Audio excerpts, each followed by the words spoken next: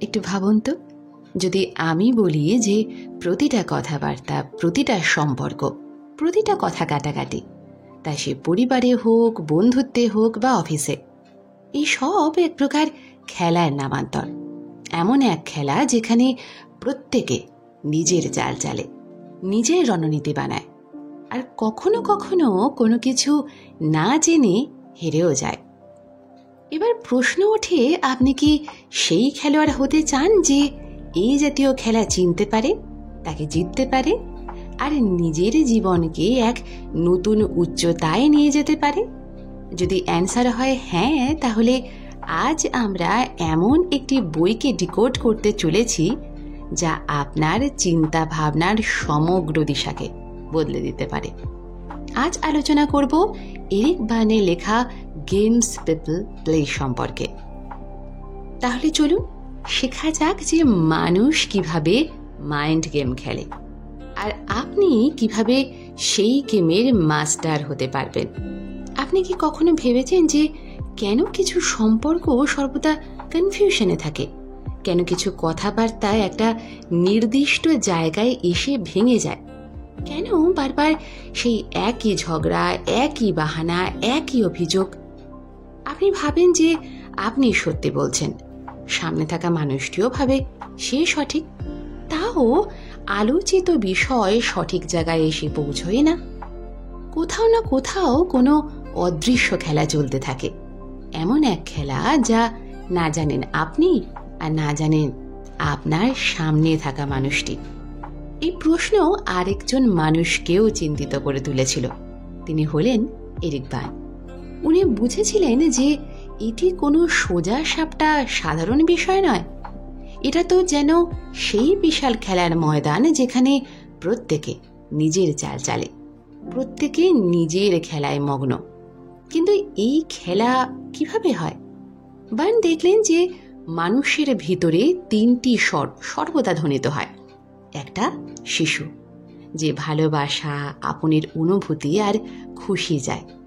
আরেকজন কঠিন অভিভাবক, যে আদেশ দেয়, নিয়ম তৈরি করে আর শাস্তি দেয়।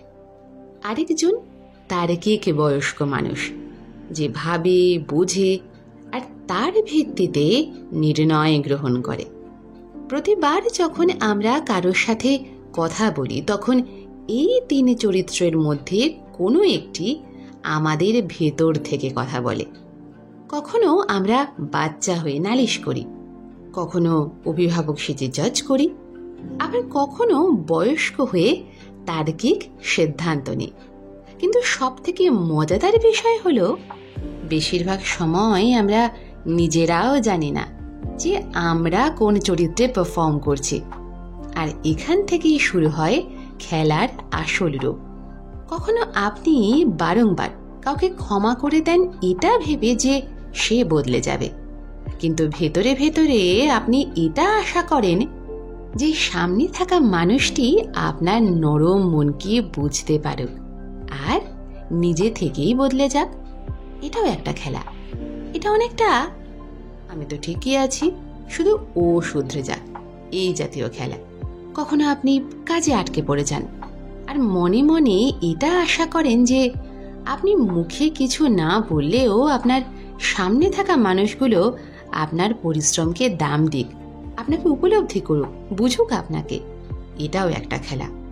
এটা অনেকটা দেখো আমি কত বলিদান দিচ্ছি, এই জাতীয় খেলা। লেখকের মতে মানুষ শুধু কথা বলে না, সে চাল চালে। প্রতিটি কথার নিচে লুকিয়ে থাকে একটা উদ্দেশ্য, একটা না দেখা স্ক্রিপ্ট, যা ছোটবেলা থেকে আমাদের অন্তরে বসে আছে। আর যতক্ষণ না আমরা এই স্ক্রিপ্টকে না চিনছি, আমরা বারংবার সেই একই খেলা খেলতে থাকব। কখনো হেরে গিয়ে, কখনো অসম্পূর্ণ হয়ে, কখনো রেগে গিয়ে, আবার কখনো বা উদাস হয়ে। কিন্তু এখানেও আশার কিরণ আছে। যখন আপনি এই খেলা চিনতে শুরু করেন, যখন আপনি আপনার চরিত্রগুলোকে বুঝতে পারেন, তখন আপনার কাছে একটা নতুন শক্তি আসে। খেলার নয়, নিজেকে মুক্ত করার শক্তি। লেখক আমাদের সেই চাবি দিয়েছেন যা এই অদৃশ্য তালাকে খুলতে পারে। আর সেই চাপের নাম হলো কনসিয়াস কমিউনিকেশন। আসুন জানা যাক কোন জাতীয় খেলা মানুষ বেশি খেলে, কেমন ভাবে আপনি তা চিনতে পারবেন, আর কিভাবে এই খেলা থেকে বেরিয়ে এসে আসল গভীর সম্পর্ক তৈরি করতে পারবেন। কারণ আসল জয় গেম খেলাতে নয়, আসল জয় গেমকে বোঝা এবং তার ঊর্ধ্বে ওঠাতে। ধীরে ধীরে যত এরিক বার্ন এই খেলাকে বুঝতে শুরু করলেন, উনি দেখলেন যে মানুষ শুধু কথাবার্তাই বলে না, বরং বলা যায় তারা ভিতরে ভিতরে নিজের মধ্যে লুক্কায়িত একটা স্ক্রিপ্ট চালাতে থাকে। একটা স্ক্রিপ্ট যেখানে প্রতিটা পদক্ষেপ নিশ্চিত, প্রতিটা প্রতিক্রিয়া নিশ্চিত, প্রতিটা অন্তও নিশ্চিত। আর সব থেকে মজাদার কথা হলো, বেশিরভাগ মানুষ এটাই জানে না যে তারা কখন খেলায় আটকে পড়েছেন।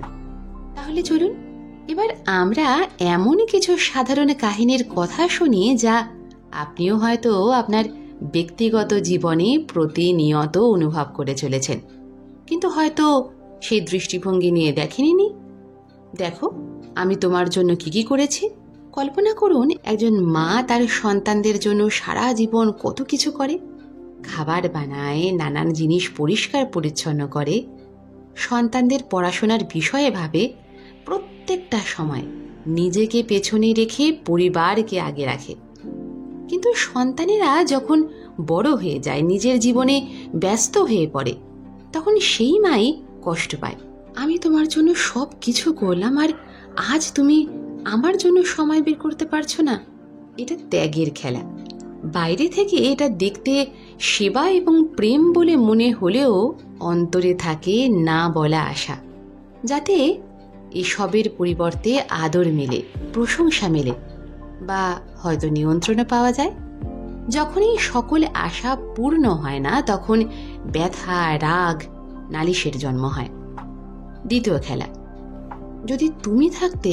মনে করুন এক ব্যক্তি তার কেরিয়ারে সফল হতে পারেনি। সে তার জীবন সঙ্গিনীকে বারবার বলে, যদি তুমি আমার পাশে থাকতে তাহলে আজ আমি অনেক উচ্চতায় পৌঁছাতাম। এটা দোষারোপের খেলা। এই খেলা একটা সহজ পথ দেখায় নিজের অসফলতার দায়িত্ব থেকে বাঁচার। খেলোয়াড় নিজেকে পীড়িত দেখায় আর নিজের অসফলতার দায়ে অন্যের ঘাড়ে চাপিয়ে শান্তি পায়। তৃতীয় খেলা, এইবার দেখো আমি কি করি। কখনো দেখেছেন যে যখন কোনো ব্যক্তি চুপচাপ নিজের অপমানকে সহ্য করে, তারপর হঠাৎ একদিন বড় সিদ্ধান্ত গ্রহণ করে, কেউ চাকরি ছেড়ে দেয়, কেউ সম্পর্ক থেকে বেরিয়ে আসে, কোনো প্রকার ঝগড়া বিবাদ ছাড়াই। এটা অনেকটা প্রতিশোধের খেলা। আমি সব কিছু চুপচাপ সহ্য করব, তারপর একদিন এমন পদক্ষেপ নেব যে সবাই চমকে যাবে। লেখক বলেন যে প্রত্যেক খেলোয়াড় কোনো না কোনো স্বীকৃতি পাওয়ার জন্য খেলে। আমায় স্বীকার করা হবে না, বা আমায় কেউ বুঝবে না, বা আমার বলিদান কেউ দেখবে না। আর সেই একই স্ক্রিপ্টের পুনরাবৃত্তি করতে করতে মানুষ হাঁপিয়ে ওঠে, ভেঙে পড়ে, তাও খেলা ছাড়ে না। কেন? কারণ সেই আজব খেলায় একটা শান্তি রয়েছে, একটা চেনা পরিচিত ব্যথা রয়েছে, যা ভয়ের হলেও ভীষণ আপন।